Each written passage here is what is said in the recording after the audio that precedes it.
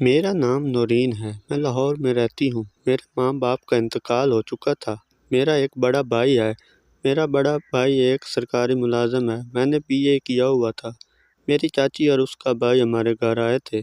چاچی کا بھائی مجھے گھور گھور کر دیکھتا تھا۔ چاچی کا بھائی روز مجھ سے ملنے کی خواہش کرتا تھا۔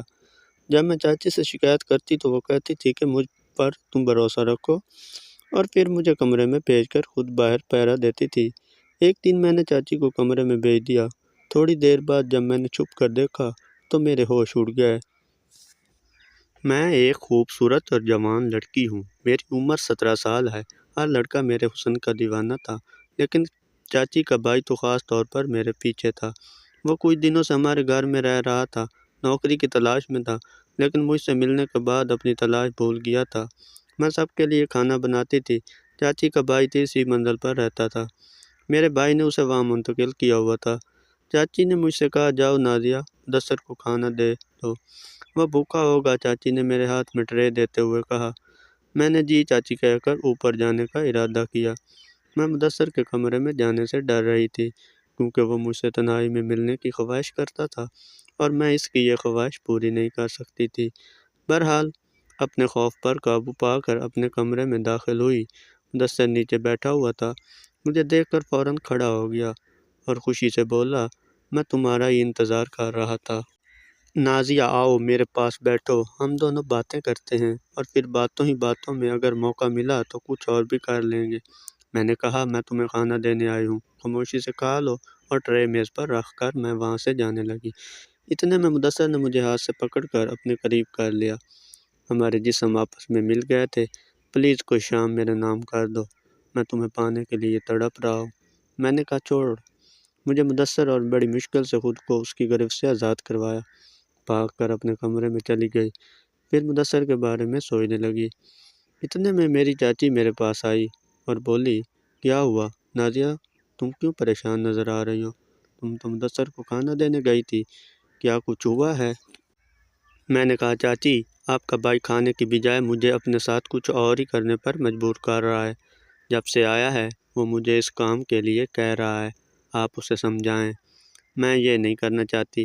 چاچی نے میری بات سنی، انسنی کر دی اور بولی، ارے پاگل، تو مدثر سے اتنا کیوں ڈرتی ہو؟ ایک بار کر لو، تمہیں مزہ آئے گا، پھر دیکھنا وہ تمہیں ہر دن بلانے لگے گا۔ میں نے کہا، لیکن چاچی، اگر کسی نے ہمیں کرتے ہوئے دیکھ لیا، یا پھر اگر بھائی کو پتہ چل گیا تو مجھے بھائی سے ڈر لگتا ہے۔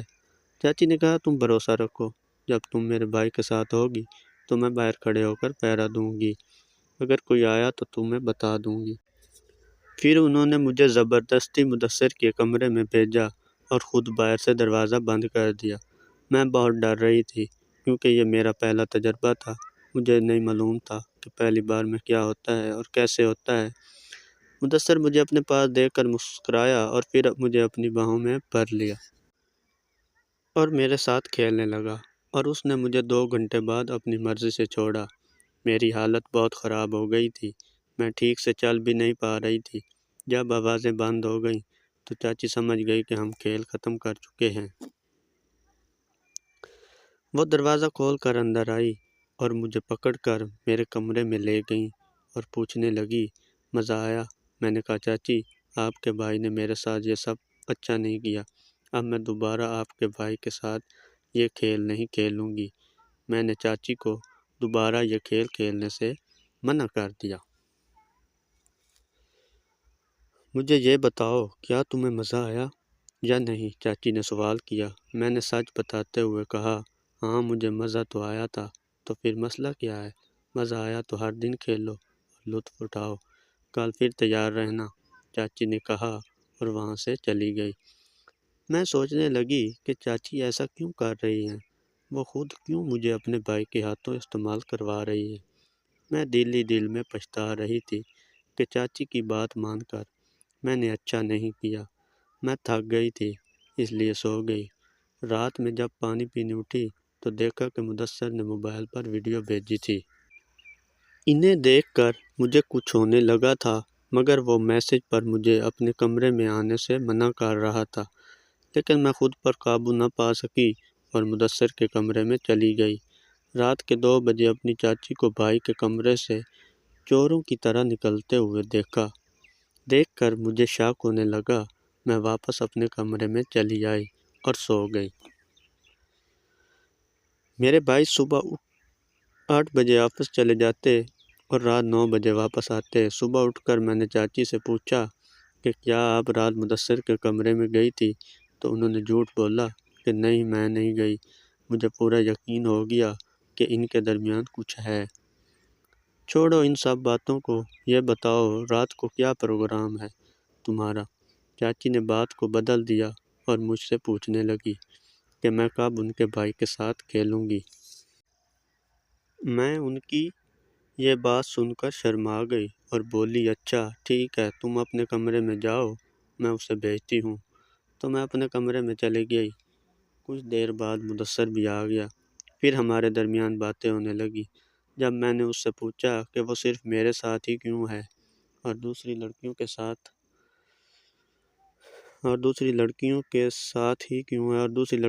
کیوں نہیں، اس نے کہا کہ مجھے تم میں کچھ خاص نظر آتا ہے، اس لیے میرے ساتھ وقت گزارنا اسے اچھا لگتا ہے۔ اس دن وہ میری کسی اور ہی جگہ سے کھیلنے کی خواہش رکھتا تھا، مگر میں نے اس کو صاف انکار کر دیا، لیکن وہ اپنی مرضی کرنے لگا تو میں نے چاچی کو آواز دینا شروع کر دی کہ وہ مجھے اس ظالم سے بچا لیں، لیکن انہوں نے میری بات نہیں سنی۔ 3 گھنٹوں بعد اس نے مجھے چھوڑا۔ اگلی رات کو چاچی نے پھر مجھے مدثر کے کمرے میں جانے کو کہا، لیکن میں نہیں گئی۔ میں نے کہا کہ آج میں اپنے کمرے میں ہی رہوں گی۔ اس دن میں نے مدثر کے کمرے میں کیمرہ لگا دیا تھا تاکہ دیکھ سکوں کہ ان کے دونوں کے درمیان کیا چل رہا ہے۔